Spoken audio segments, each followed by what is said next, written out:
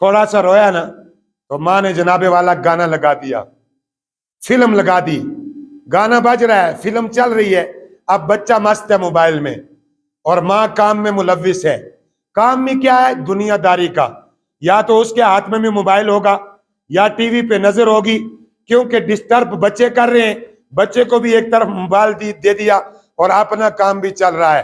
لیکن بھائی اللہ کی قسم، محشر کے میدان میں فاطمہ الزہرا رضی اللہ تعالی عنہا، مصطفیٰ کی لخت جگر، مصطفیٰ کی نور نظر اور ساری کائنات کی عورتوں کی جنتی سردار حضرت مائی فاطمہ الزہرا رضی اللہ تعالی عنہا ان عورتوں سے پوچھیں گی، کیا میرے بیٹوں سے بڑھ کے تیرے بیٹے تھے؟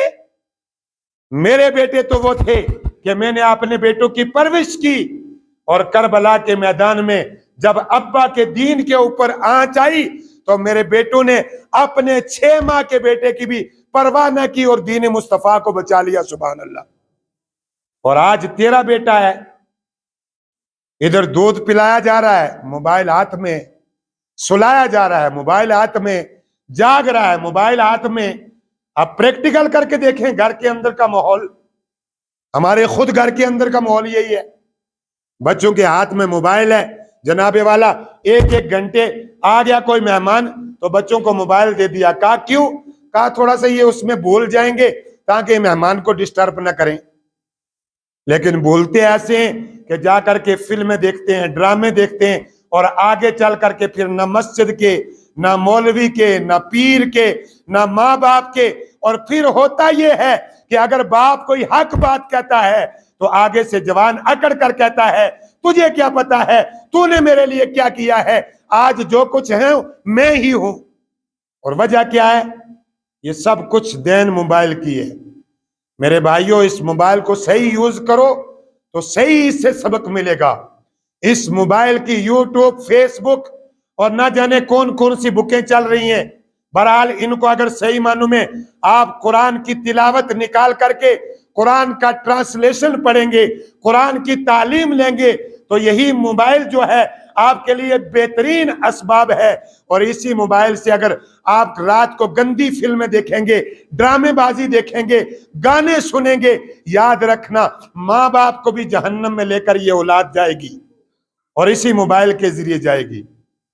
اس لیے میرے بھائیوں، ہمیں اور آپ کو چاہیے کہ دوسرے پہ تنقید کرنے سے پہلے، دوسرے کو نشانہ بنانے سے پہلے کہ جناب والا یہ کچھ نہیں کرتے ہیں، یہ ہے فلاں ہے ڈمکا ہے، پہلے اپنے گھر کو سدھارو، اپنے بچوں کی اصلاح کرو، پھر مسجد کے مولوی کے پاس بھیجو۔ اگر آپ کا بچہ نہ پڑھے تو پھر مولوی کو گریبان سے پکڑ لینا۔ اگر گھر کی ہی درسگاہ آپ کی خراب ہے تو مولوی کیا کرے گا؟ گول کے منہ میں تو نہیں ڈالے گا نا، یا اور کوئی کیا کرے گا؟ پیر صاحب کے پاس آئے، اللہ کے ولی ہیں، بچہ گھر میں خود بگڑا ہوا ہے، پیر صاحب بچہ کہنا نہیں مانتا ہے، بچہ بھی بگڑ گیا ہے، اللہ والے نے دعا تو کرنی ہے، ان کی دعا رب رد نہیں کرتا ہے۔ اللہ والوں کی دعاؤں سے اللہ تقدیروں کو بدل دیتا ہے، اللہ والوں کی دعاؤں سے اللہ رب العزت تبارک و تعالی مردوں کو زندہ کر دیتا ہے۔ لیکن ہمیں بھی تو اپنی ذمہ داری دیکھنی چاہیے نا کہ ایک باپ جب گھر کے اندر اپنی بیوی کی بھی پرورش کرتا ہے، اپنے بچوں کی بھی پرورش کرتا ہے، حلال اور حرام کے اندر تمیز نہیں لاتا ہے، جس انداز میں بھی آتا ہے ان کے پیٹ پالنے کی کوشش کرتا ہے، وہاں اسی باپ کو چاہیے بھی نا کہ ہمارا بچہ قرآن بھی پڑھ رہا ہے یا نہیں پڑھ رہا ہے، ہمارا بچہ حدیث کا سبق بھی لے رہا ہے یا نہیں لے رہا ہے، ہمارا مصطفیٰ جان رحمت صلی اللہ تعالی علیہ وسلم کا کہیں گستاخ تو نہیں بچہ بن رہا ہے۔ وہاں یہ بھی تو دیکھنا چاہیے نا میرے بھائیوں۔ آج کیوں ہماری مسجدیں ویران ہیں؟ آج کیوں ہمیں افسوس سے کہنا پڑ رہا ہے؟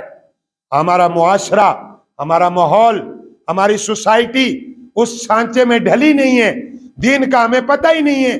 ہم نے جو ہے جناب والا اغیار کے طور طریقے پہ زندگی بسر کرنا چھوڑ رکھ دی ہے اور اسی کو ہم نے سب کچھ سمجھ لیا ہے۔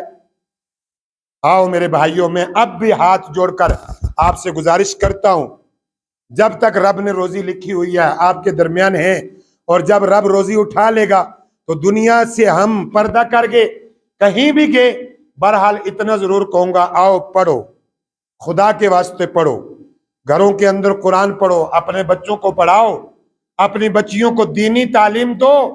ایک بچی جب گھر کے اندر بگڑتی ہے تو پورا معاشرہ بگڑتا ہے۔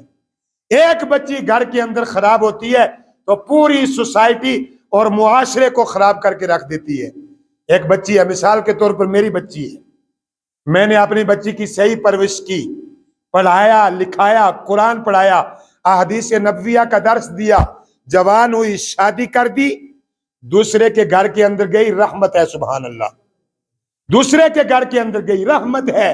اور جب ماں بنی تو اللہ کے محبوب ارشاد فرماتے ہیں اسی کے قدموں میں جنت ہے، سبحان اللہ۔ اور یہی بچی جب میرے گھر کے اندر بگڑے گی، کل کے دن دوسرے گھر میں جائے گی تو دوسرا گھر بھی بگاڑے گی، پھر پورا جب آگے اولاد ہوگی، خاندان ہوگا، پورا معاشرہ، عورت کے بگڑنے سے پورا معاشرہ بگڑ جاتا ہے۔ میرے آقا پاک علیہ الصلوۃ والسلام کی بارگاہ میں ایک صحابی آئے نا، آ کر عرض کی، یا رسول اللہ صلی اللہ تعالی علیہ وسلم، میرا اونٹ بگڑ گیا ہے، دعا فرما دیجئے۔ میرے آقا نے فرمایا شکر کرو، اونٹ بگڑا ہے، عورت نہیں بگڑی ہے۔ فرمایا عورت کے بگڑنے سے پورا معاشرہ بگڑ جاتا ہے، عورت کے خراب ہونے سے پورا معاشرہ خراب ہو جاتا ہے۔ اس لیے میں گزارش کروں گا، میری مائیں بہنیں سن رہی ہیں، جملے کڑوے ہیں، لیکن کل فاطمۃ الزہرا سوال کریں گی محشر کے میدان میں کہ اے دنیا کی میری کنیزاؤ، میرے ابا کی امت میں پیدا ہونے والیوں، تم یہ بتاؤ تمہارے بچے زیادہ عزیز تھے یا میرے بچے زیادہ عزیز تھے؟